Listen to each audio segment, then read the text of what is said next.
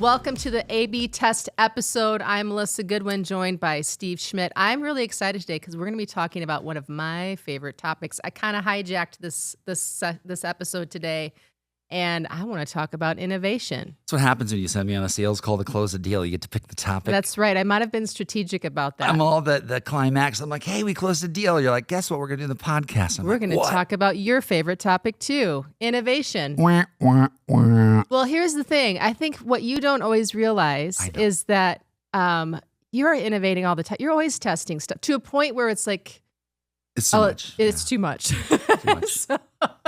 So oftentimes we talk about in innovation, there's a phase of just, it is a tension of lots of ideas and then deciding which ones to pursue. Yeah. And the tension is like, you want lots of ideas, but then you have to figure out like which ones are actually viable, which ones will people buy and do they want and need and are they excited about?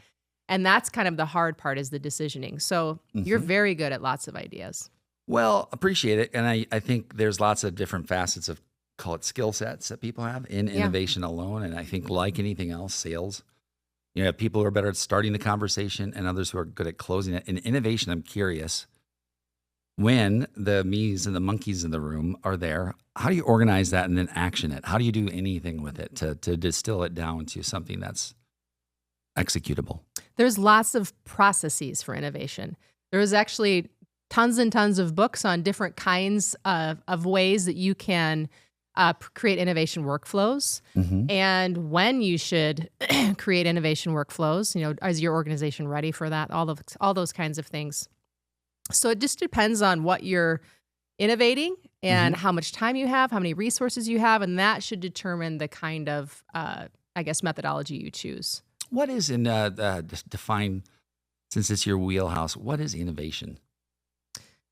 Creating something new that is useful, that has utility. So the wheel by Caveman was a innovation. Sure. The electric microchip. car is an innovation. Absolutely. Okay. So when we think of AI right now, I am big on this. It's no longer the information that is critical to us. It's the how. It's, well, what do I do with it now? Yeah. How has innovation shifted now that everybody can access the same data, call it the raw materials, but assembling that and describing it and innovating it with is now the entry point, right? So that now said, okay, you can have all the data, but now you got to go do something with it. How has AI changed your view of innovation? I think this is where a lot of people get stuck because they feel like deer in the headlights, right? And so I think where we look at, you need to look at your company and your business and see where there might be some weak points, see where things are falling down, and then look at how might I use different tools, whether it's AI or something else, to strengthen those weak points. So, for instance, if I did a lot of innovation in healthcare for a number of years, and honestly, they were looking for ways to grow their revenue streams. They were looking for ways to inspire their clinicians and recognize themselves even as innovators. So there was a little bit of a cultural aspect and there was a little bit of a revenue aspect. So in some cases, it's really smart to think about what are some, maybe you don't have to do the innovation yourself. Maybe you set up an M&A team and go scout for startups. Yeah. And that's the way you innovate, is you gobble up some really interesting companies, figure out how to bring them into your organization and grow it, right? That might be a really fast way to do it. I've been a part of that innovation before. That was it can be painful if you're on the gobbling side. That's the thing, is I think it doesn't make it easy. To your point is, I think it's one thing to say, oh, there's ways to do it. Then you go execute on the way and then go, now what? Yeah. So when you're in the middle of innovation and goes, call it wrong, how do you course correct in innovation, right? Before getting to the end point. This could be a session in and of itself. When you choose to kill your precious baby idea, that is one of the hardest things that organizations have to do. And people, right? Or entrepreneurs as well. Yep. And we've had to kill a few of our precious babies that were on the vine, right? A couple of that last and inch. It's sort of like, do you let it just sit and die a slow death and take money and take your resources and time? Yeah. Or do you say, enough is enough? And so that's part of the decisioning, right? So as you grow ideas, you test ideas, and then you need to have stage gates to say, okay, we've expended this amount of resources and time. We can't do this anymore. It's not working, right? Okay, so we have to think about it in a different way. we have to pivot and try something else, or maybe we just kill it for now and say, we'll revisit in a year. But there has to be some stage gates where you say, no more. This business model isn't working. Maybe it's the product isn't working. Maybe the consumers aren't picking it up. But you definitely need to have points where you say, the end. I'm not doing this anymore. So I just met with somebody. Let's simplify it down to the simplest form I would know. Yeah. Business. I just met with a real estate agent, Sioux Falls, South Dakota, face to face, right? Sure. They are trying to get more top of funnel views, right? They want more people to know who they are. Okay. The innovation that they could choose could be as simple as they are going to innovate their marketing strategy by starting to do video. That's it. That's the innovation. I don't even need to go to the channel that they want to do it on, right? Like, where do I define it, right? Like, what am I innovating? Is it the problem of I need more customers? Great. Now, how are you going to go get them? What's worked and what hasn't? And do you arrive at that? Or you just go, oh, you want to do video? Are you sure you want to do video? Or should we consider other options? Sure, too, because I think there's, you can always overthink something, over innovate that. But how does it become really easy for someone who's a realtor to say, I want to innovate. I want to innovate my marketing. Well, I don't think video is innovative anymore. I think it's table stakes. So for instance, I would say, first of all, like, you definitely should be doing video. And so I think what I would say is it new and unique? No. Right. But what you do with the video could be new and unique. And I think that's where you say, like, what is my unique storytelling opportunity here? How do I take, like, the 3-act play and do 1-minute videos with that 3-act play format, bring a little bit of myself and my unique perspective as a realtor into this, and be interesting. Like, so I shared some videos with you of a realtor who does the ASMR thing where she does really quiet voice, and she goes in the corners, and it's so funny. Yeah. And that's where you say, they don't think so, by the way. The realtors don't like it. They may not like it, but I think it's great. But the consumers love it. Love it. So they may not, sometimes it's competition can blind you to opportunities. I just love that they knew about it. So what I would say is the opportunity is not the video. Video is like not new and unique, right? What's new and unique is your story, the format that you might use might be new and unique. The channels are not innovative because channels are channels, right? So I would say, what's new and unique, and how can I bring something different into this space that, makes people perk up and pay attention, right? So innovation doesn't have to be like, oh my gosh, I invented Uber, or I invented a thing, although that is definitely innovation. If you invent something, if it has utility and it's useful. But it can be small little incremental things that make it different, make it interesting, give it some juice that make people want to buy. Would that be called micro iterations? I think what they tend to call it in industry is incremental innovation. Okay. So there's incremental, adjacent, and then disruptive innovation. So like, Uber's disruptive because now we disrupted the taxi industry, right? Or Airbnb. But most innovation is in the adjacent or incremental space, right? So like, if you think of something adjacent to what you do, and you either purchase a startup that works in the space adjacent to you, or you might, incrementally improve a product that you already have on your product line. And that's where most of it happens. 90% of it is in that space. The disruptive stuff's expensive, and only people that have the budgets can do that. Yeah. Okay, so I'm going to bring it to a macro view now. Innovation in software, which, I don't want to make it boring because I want to talk about other things that people find interesting. How do I innovate my go-to-market approach if I'm a software company? Because now innovation, I have to do it differently, right? Is it that it's the how, not the channels? Right now it's how I market, what my message is, and the experience I provide. I can provide all those ways to innovate, right? It always starts with research. Yeah. So what I would recommend is I would research all your competitors, look at and literally make a matrix. This is not sexy. Like, people love innovation because it sounds, everybody has funky glasses and shoes, and we run around and people are like, oh, those are innovation folks. But here's the unsexy part of innovation is the research, and it's making the matrices that stacks up all of your competitors. What exactly did they do? What was the market that they were going after? What were their tactics? How long did it take them? And then looking at other industries. So what's an industry adjacent to what I do, and put that on the matrix too. And then maybe it's something completely different. Somebody who makes cigars, right? Like, what did they do that was wild and interesting? Nutter Butters, what did they do that was wild and interesting? Yeah. And you can stack those things together. And what that does is it shows you like from the different audiences and tactics and tools and timing what they did. And now you get some ideas. Now you can go to the whiteboard and say, this is interesting. Here's what worked. Here's what didn't work. Now, what can we do with our product? And you can go to the whiteboard and then you brainstorm and do all the fun stuff, the Post-it extravaganza that everybody likes to see and take pictures of. Looks nice. That's the smallest part of it, but that's Right. the part everybody really gloms onto because it's fun and it looks cool. Yep. But it is fun.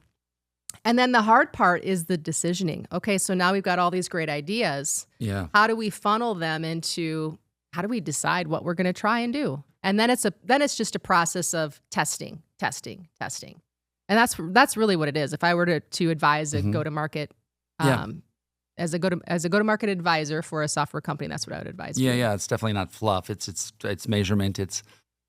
I think of creativity, innovation. I think of the opportunity to look at the way I'm doing something today that's existing and saying, I need to do this differently. Yeah. It isn't working like it used to.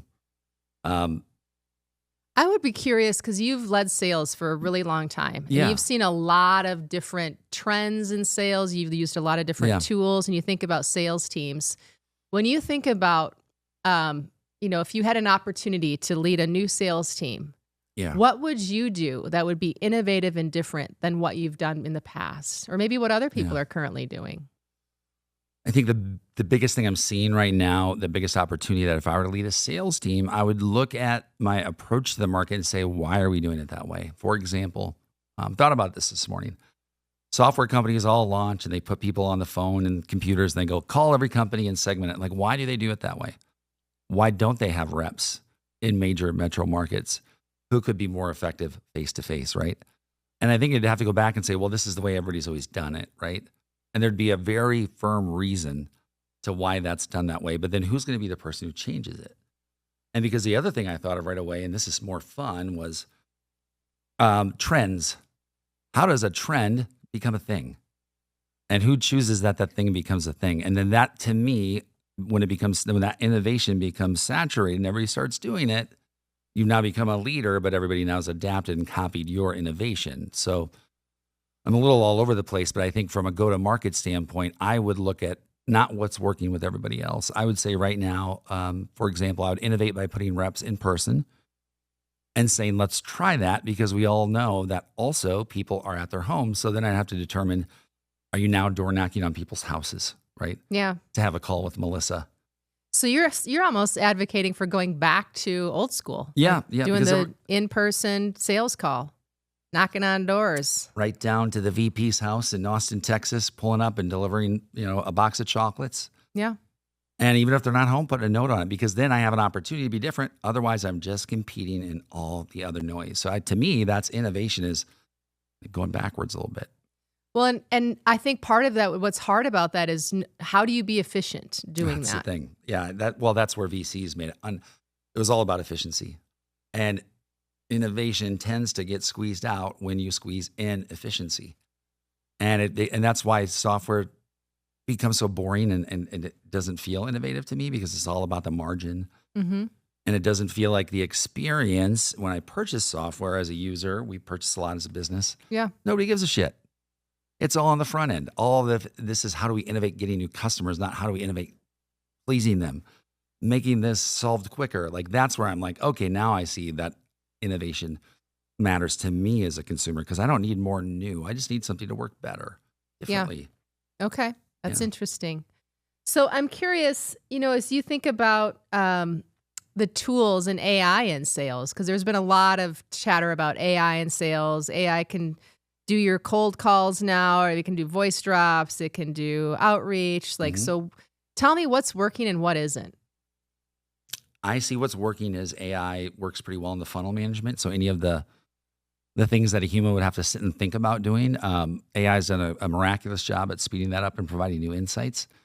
I think the AI has done a big, call it shit the bed on writing email copy. I don't think any companies become the clear winner in that. Like, oh, we write great sales emails. I think what everybody realized real quick is, well, everybody did the same thing at the same time. And I guess for me right now, the biggest trend in AI is like really, it's a lot of the stuff like onboarding reps and role playing. It's a lot of the human interactive stuff that I'm starting to see. Like, how do they get out of that box and become more human? And so that's where I see of it is like, before you ever call a customer, work with this bot, and we're going to train you on how to have the perfect conversation. I see that stuff working really well. You know what's interesting is, and I'm an outsider coming into this, what I see a lot is sales teams getting really obsessed with the tech stacks and all of the different tools that they have. And what happens, or what I see even with our tool, and I'm not, we have incredible customers that have great sales teams. However, when you don't have the 25 years of experience, you tend to rely on the tech a lot. Yep. And what I see is the inability to turn a no into a yes. The inability to, if you get a no thanks, not right now, it's just like I'm so busy flipping through all the different tools that I miss that they actually responded. Yeah. I miss that they took the time to say not now, right? Mm-hmm. And so those are little cues that if you're seasoned and you've been doing things a long time and maybe you started out in the trenches door to door, you'd probably pick up and say, well, they opened the door and said, no, thank you. So what is my opportunity there? And not that you have to try to turn every no into a yes, but there's a lot of missed opportunities, I think, in the messy middle, if you will, right? Yeah. And so I think that's where AI still hasn't found. I feel like there's a huge opportunity in that messy middle where people say, not now, call me in 6 months. I don't have any money, but I like what you do. Yeah. That's like the stuff that everybody's still missing that. Yeah. Well, I think there's a lot of software now. It just depends on who is buying it that would say, I heard that in a call, in an email, and it automatically would put the reminder there. I think to me, it's what are you going to remind them with? Yeah. How are you going to remind them? Is it follow up with me in 6 months? Okay, I just shoot them one email and they don't respond, so I don't do it again. Yeah. That's like, okay, 99% of reps don't follow up. 99% of the reps who follow up once don't follow up again. So how do you become different? And I would say, okay, think about that. How do we follow up when people say follow up?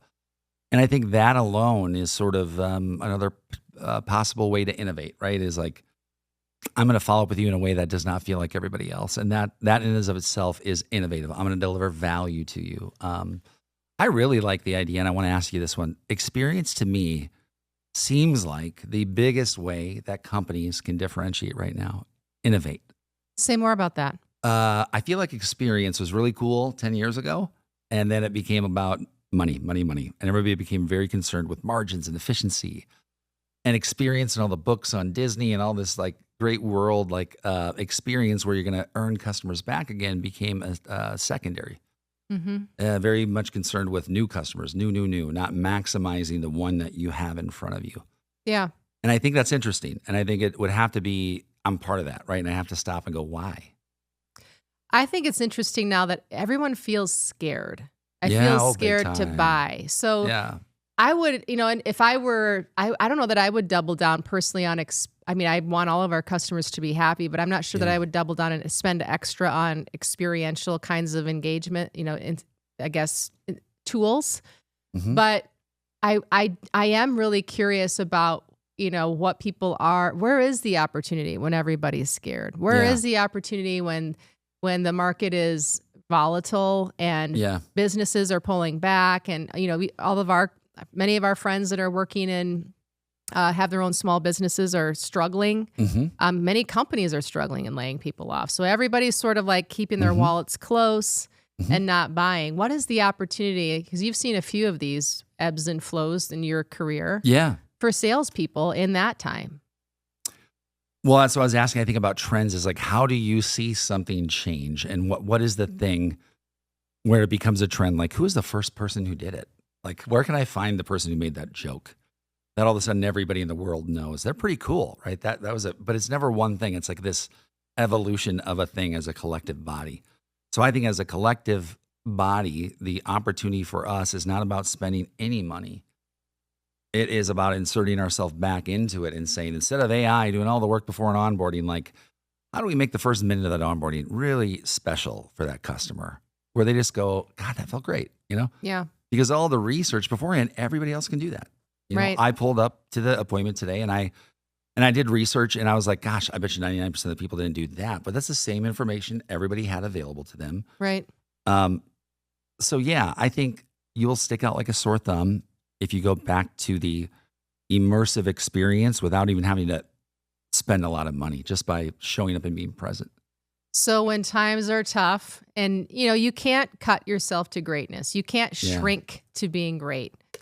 Many people do cost cut as a knee-jerk reaction, right? Yeah. And I get it. We've also had to be very diligent about our finances as well. Yep. And there is always opportunity. If you look back in history, some of the biggest companies of today started during economic downturns or times of, volatility. Yeah. So if you consider that, like now is actually a great time if you are close to your customers. So what you're saying is get close to your customer, find Yeah. where you're unique and different and double down on that. Find what people love and do more of that, because that's how you're going to grow when times are tough. And then when times are great, like it's really easy, right? Because you've done the work. Yeah.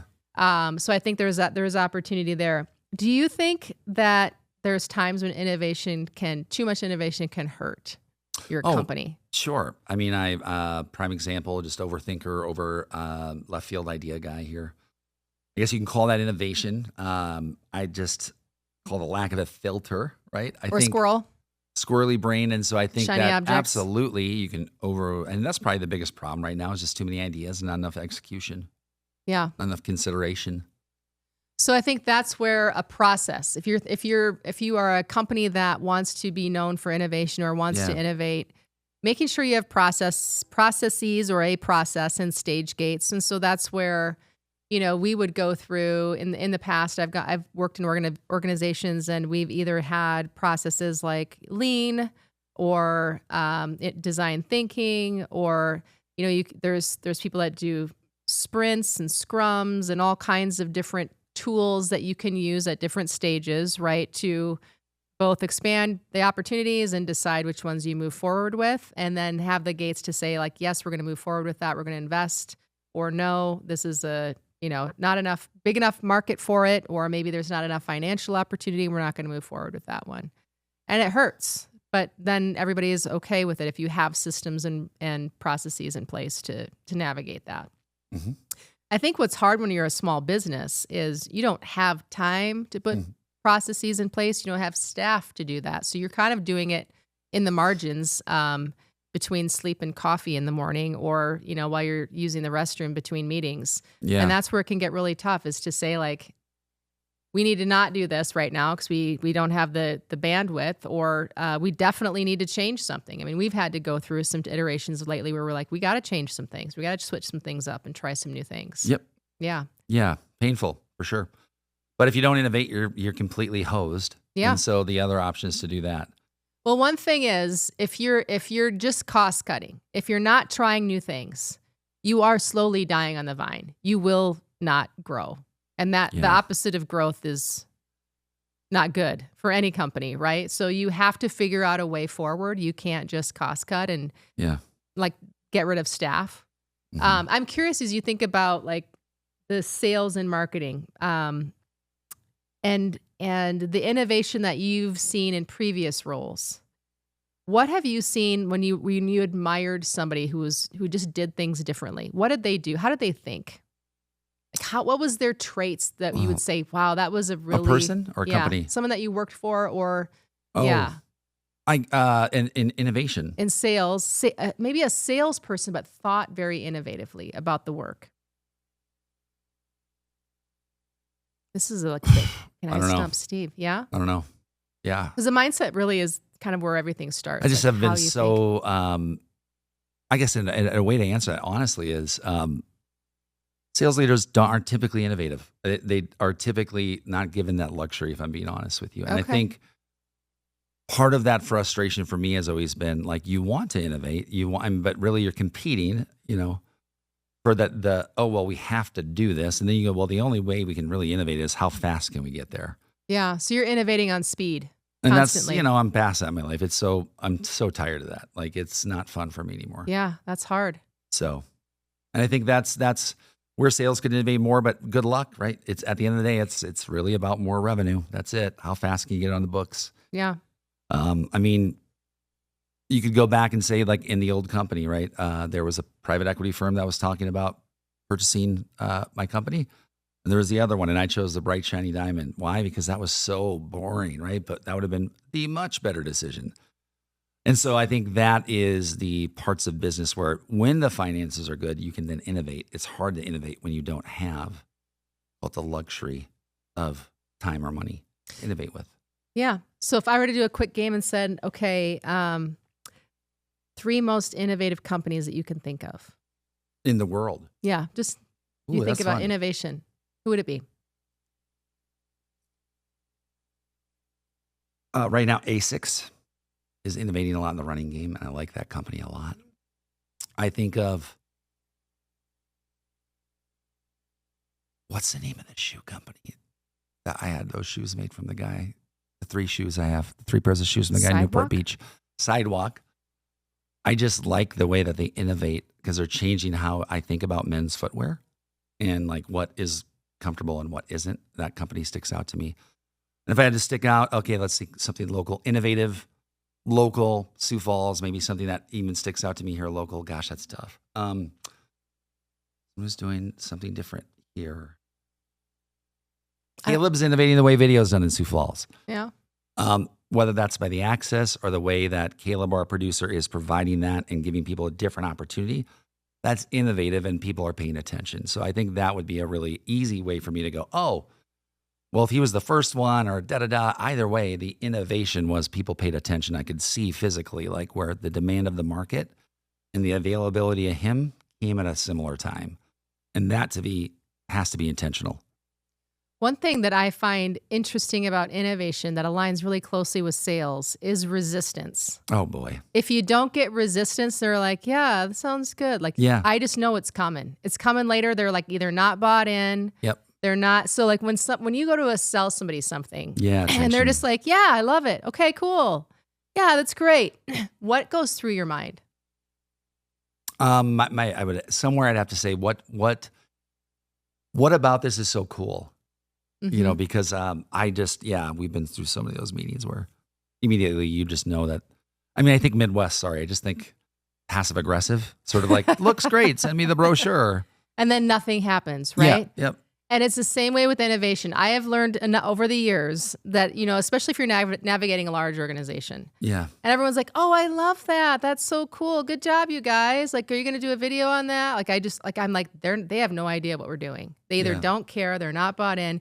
Because when we come to ask them for either time, people, money, then the walls come up. How can we track this? Yeah, like where's the ROI? How long is it going to take? Give me all the reasons. Like, so boring. And it's so funny. So it's sort of the same way with sales. And I've noticed with people, if they are going to buy, initially they're usually like, I don't know. Tell me more about that. Yeah. And then you have to kind of slowly show them all the things, and they kind of get, well, what about this? Well, what about the price?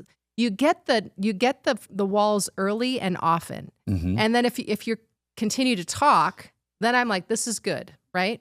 This is good. It's the same thing with innovation, right? If you're doing any innovation project or work, they should be putting walls up. Like, what is this again? Are you sure this is going to make money? I don't think people are going to really buy that.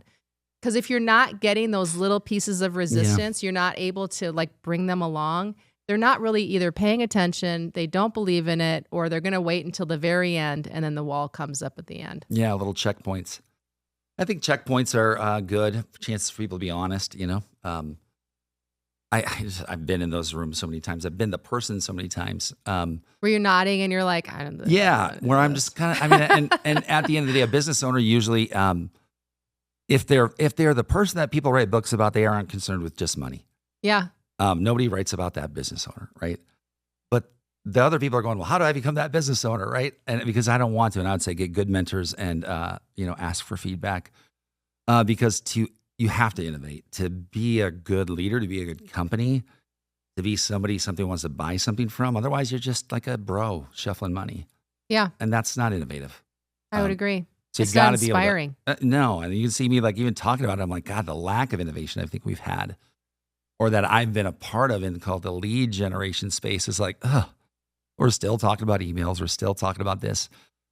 But when you talk about content, there's no shortage of innovation. There's no shortage of ways that people are consuming. I want to fix that. They aren't consuming content. They're coming to get a question answered. And then the innovative way is how do you meet them in the middle and say, there's your answer. Well, I think people look at content for a number of reasons, right? They might be bored. They're sitting in a doctor's office and don't want to make eye contact with somebody, or they looking to solve a problem or learn something, or they just like that person and the way that makes them feel, or it's funny, or there are lots of reasons, right? The opportunity for innovation in content really is around there's a lot of existing formats. Yeah. So I wouldn't say do something new. I mean, if you look at Hollywood, the 3-act play has been around for centuries. Like, you're not going to change that format, but what you can change is, what you bring to that story, some little quirky, interesting things. Like, you think about the leather maker that you brought up to me the other day, where he breaks down things and says, is it worth it? Is this Hermes bag worth it? Is this Gucci bag worth it? And he tears them all apart, right? Yeah. And that's an interesting, innovative format, right? And so there's no by the way, you know what I love about that guy? What? He spent so much money and it didn't work for shit on anything like advertising. And then when he did that, it blew up. Yeah. And it was the process. People loved watching the machines working and him pulling apart the pieces. And, so I think that's where there's opportunity always in content to be innovative and think about, how can I tell this story in a way that's unique and interesting and still, resonates with the audience. And that always starts with research, always starts with understanding what's working now. And that changes over time, what's interesting. And you don't want to just be chasing trends, because that's tiring and exhausting, and you're just following the whole time, trying to catch up. So it's sort of like the storytelling aspect is always unique. And the format can be tweaked a little bit to make that unique too. I think that's always interesting, music and all of that you can add in. I think the point of view stuff in the format, like I'm seeing some pretty involved stuff lately. Yeah. And it always makes me feel severely inadequate as a creator. Yeah. When these people are putting together like short films essentially in montages. Yeah, it's getting like tighter and tighter. So being good at content, you can't just like, there will always be a room for a few like very lo-fi disruptors who do some weird shit that everybody loves.